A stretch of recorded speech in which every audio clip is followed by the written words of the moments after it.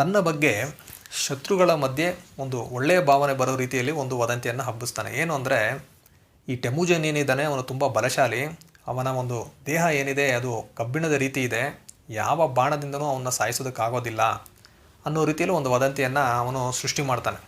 ಅದೇ ರೀತಿ ಇನ್ನೊಂದು ಸುದ್ದಿಯನ್ನು ಅವನು ಹರಡ್ತಾನೆ. ಏನಂದರೆ, ಈ ಟೆಮುಜಿನ್ ಸೈನಿಕರು ಏನಿದ್ದಾರೆ ಅವರು ತುಂಬ ಶೂರರು, ಗಾಳಿಯ ವೇಗದಲ್ಲಿ ಅವರು ಚಲಿಸ್ತಾರೆ, ಅದೇ ರೀತಿ ಹುಲ್ಲಿನಲ್ಲಿರುವ ಮಂಜನ್ನು ತಿಂದು ಅವರು ಬದುಕುವಂಥ ಶಕ್ತಿಶಾಲಿಗಳು ಅಂತ ಒಂದು ವದಂತಿಯನ್ನು ಹರಡ್ತಾನೆ.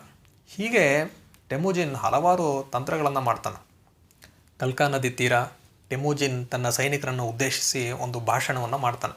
ಅವನೇನು ಹೇಳ್ತಾನಂದರೆ, ನಾವು ಹಲವಾರು ವರ್ಷಗಳಿಂದ ಹಲವಾರು ಯುದ್ಧಗಳನ್ನು ನೋಡಿದ್ದೀವಿ, ಹಲವಾರು ಜನ ಸೈನಿಕರನ್ನು ನಾವು ಕಳ್ಕೊಂಡಿದ್ದೀವಿ.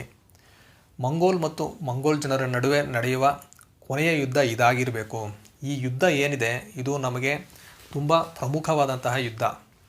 ಏಕೆಂದರೆ ಇದರಲ್ಲಿ ನಾವು ಗೆದ್ದರೆ ನಮ್ಮ ಒಂದು ಕನಸು ಏನಿದೆ, ಇಡೀ ಮಂಗೋಲ್ ಜನಾಂಗದವನ್ನೆಲ್ಲ ಒಗ್ಗೂಡಿಸಿ ವಿಶ್ವದ ಒಂದು ಶಕ್ತಿಶಾಲಿಯಾದ ಸಾಮ್ರಾಜ್ಯವನ್ನು ಮಾಡಬೇಕು ಅನ್ನೋದು, ಆ ಕನಸು ಈಡೇರಬೇಕಂದ್ರೆ ಈ ಯುದ್ಧದಲ್ಲಿ ನಾವು ಗೆಲ್ಲಲೇಬೇಕು ಅಂತ ಹೇಳ್ತಾನವನು.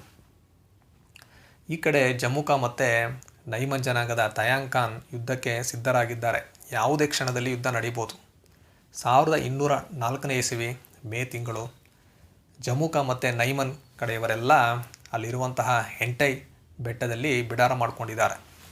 ಈ ಕಡೆ ಟೆಮುಜಿನ್ ತನ್ನ ಸೈನಿಕರನ್ನೆಲ್ಲ ಕರ್ಕೊಂಡು ಹೆಂಟೈ ಬೆಟ್ಟದ ಕಡೆಗೆ ಈ ಕೆರ್ಲಾನ್ ನದಿಯ ದಿಕ್ಕಿನಲ್ಲಿ ಹೊರಡ್ತಾ ಇರ್ತಾನೆ. ಈ ಹೆಂಟೈ ಬೆಟ್ಟದ ಪ್ರದೇಶಕ್ಕೆ ಬಂದಾಗ ಟೆಮುಜಿನ್ ಏನು ಮಾಡ್ತಾನೆ, ಈ ಶತ್ರುಗಳ ಬಿಡಾರಕ್ಕೆ ಇಬ್ಬರು ಗೂಢಚಾರಿಗಳನ್ನ ಕಳಿಸ್ತಾನೆ. ಅಲ್ಲಿ ಏನಾಗ್ತಾಯಿದೆ ನೋಡ್ಕೊಂಬನ್ನಿ ಅಂತ. ಇಬ್ಬರು ಗೂಢಚಾರಿಗಳು ಹೋಗ್ತಾರಲ್ಲಿ, ಒಬ್ಬ ಅಲ್ಲಿ ಸಿಕ್ಕಾಕ್ಕೊಳ್ತಾನೆ, ಒಬ್ಬ ತಪ್ಪಿಸ್ಕೊಂಡು ಬರ್ತಾನೆ. ಈ ವ್ಯಕ್ತಿ ಯಾರು ಸಿಕ್ಕಾಕೊಂಡಲ್ಲ ಅವನ್ನ ನೋಡಿದಾಗ ಈ ನೈಮನ್ಗಳಿಗೆ ಆಶ್ಚರ್ಯ ಆಗುತ್ತೆ. ಯಾಕಂದರೆ ಇಷ್ಟು ದಿನ ಅವ್ರು ಏನು ಕೇಳಿದ್ರು ಅಂದರೆ, ಟೆಮುಜಿನ್ ಕಡೆಯೆಲ್ಲ ತುಂಬ ಬಲಶಾಲಿಗಳು ಅಂತ ಅಂದ್ಕೊಂಡಿದ್ರು. ಇವನ್ನ ನೋಡಿದಾಗ ಅವ್ರಿಗೆ ಆಶ್ಚರ್ಯ ಆಗುತ್ತೆ, ಇವನೇನು ಹೀಗಿದ್ದಾನಲ್ಲ ಅಂತ. ಈ ಯಾರು ತಪ್ಪಿಸ್ಕೊಂಡು ಹೋದ್ನಲ್ಲ ಅವನು ಹೋಗಿ ಟೆಮುಜಿನ್ಗೆ ಕೆಲವೊಂದು ವಿಷಯಗಳನ್ನು ತಿಳಿಸ್ತಾನೆ. ಏನು ಅಂದರೆ, ಈ ನೈಮನ್ ಹಾಗೂ ಜಮ್ಮುಕಾದವರ ಪಡೆ ಏನಿದೆ ಅದು ನಮಗಿಂತ ತುಂಬ ದೊಡ್ಡದಾಗಿದೆ, ಅವರ ಕುದುರೆ ಪಡೆ ನಮಗಿಂತ 2 ಪಟ್ಟು ದೊಡ್ಡದಾಗಿದೆ ಅಂತ ಹೇಳ್ತಾನೆ.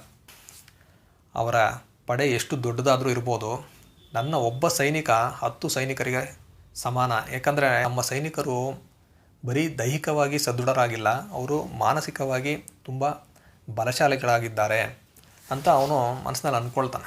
ಶತ್ರುಗಳಿರುವ ಜಾಗಕ್ಕೆ ಬಂದಾಯಿತು, ಇನ್ನೇನು ಯಾವುದೇ ಕ್ಷಣದಲ್ಲಿ ಯುದ್ಧ ನಡೀಬೋದು, ಆದ್ದರಿಂದ ರಾತ್ರಿಯೆಲ್ಲ ನಾವು ಎಚ್ಚರವಾಗಿರಬೇಕು ಅಂತ ಟೆಮುಜಿನ್ ಕಡೆಯವರು ಅಂದ್ಕೊಳ್ತಾರೆ.